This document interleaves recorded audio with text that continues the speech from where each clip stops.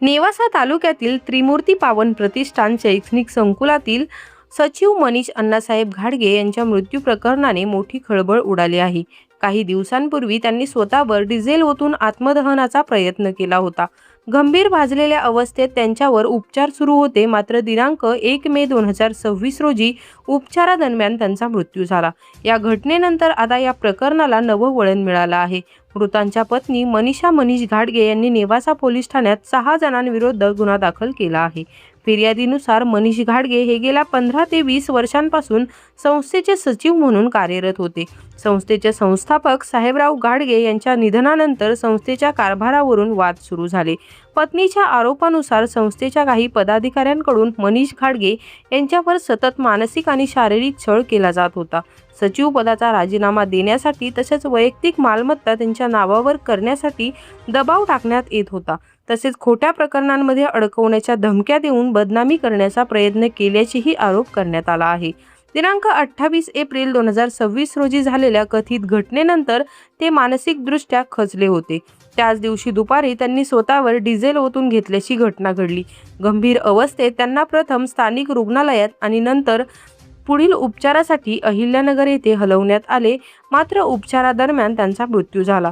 दरम्यान त्यांच्या मोबाईलमध्ये सापडलेल्या कथित चिठ्ठीत त्यांनी काही व्यक्तींना त्यांच्या मृत्यूस जबाबदार धरल्याचा दावा करण्यात आला आहे।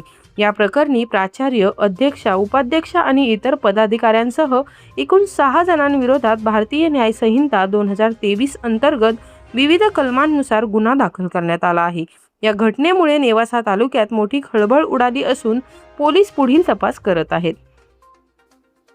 सर्वप्रथम तुमचं नाव वगैरे?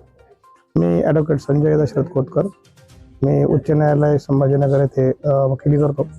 आज या ठिकाणी मनीष घाडगे यांची जी दुर्दैवी आत्महत्या करून निधन झालं आहे, त्या संदर्भाने त्यांच्या पत्नी मनीषा घाडगे यांनी मला जे इन्स्ट्रक्शन दिले आणि त्या इन्स्ट्रक्शननुसार आम्ही आता पोलीस स्टेशन नेवासा येथे फिर्याद दाखल केलेली आहे आणि त्या फिर्यादीच्या अनुषंगाने पोलीस आता पुढील कारवाई करतील।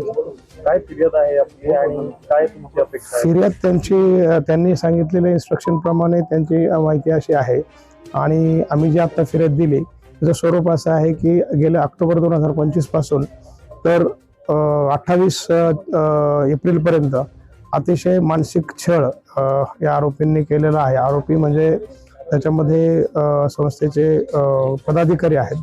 त्या पदाधिकाऱ्यामध्ये अध्यक्ष आहे, उपाध्यक्ष आहे आणि सहसचिव आणि 2 शिक्षक वृंद त्याच्यामध्ये आहेत, प्राचार्यासह। तर या सर्वांनी मिळून त्यांचा अतिमानसिक असा छळ केला आणि या छळाला कंटाळून त्यांनी आत्महत्या केली, अशा पद्धतीचे इन्स्ट्रक्शन त्यांनी देऊन ही एफ.आय.आर. आम्ही आज पोलीस स्टेशनला दाखल केलेली आहे। काय पुढील आपल्याला तपास सांगितण्यात आलाय, काय करण्यात येणार आहे? नाही, आता एफ.आय.आर. दाखल झालाय। आता ते पोलिसांचं काम आहे, त्या दृष्टीने त्यांची तपास यंत्रणा वगैरे करणं आणि त्या दृष्टीने त्यांचा तपास करून दोषारोपपत्र कोर्टामध्ये दाखल करणं हे आता पोलिसांचं कर्तव्य आहे। त्याबद्दल मी काही कॉमेंट करू शकत नाही। काय म्हणणं आपलं? न्याय मिळावा सर, फक्त न्याय मिळावा। निर्वाणाचा माणूस होता माझा नवरा, खूप कष्ट केले त्याने।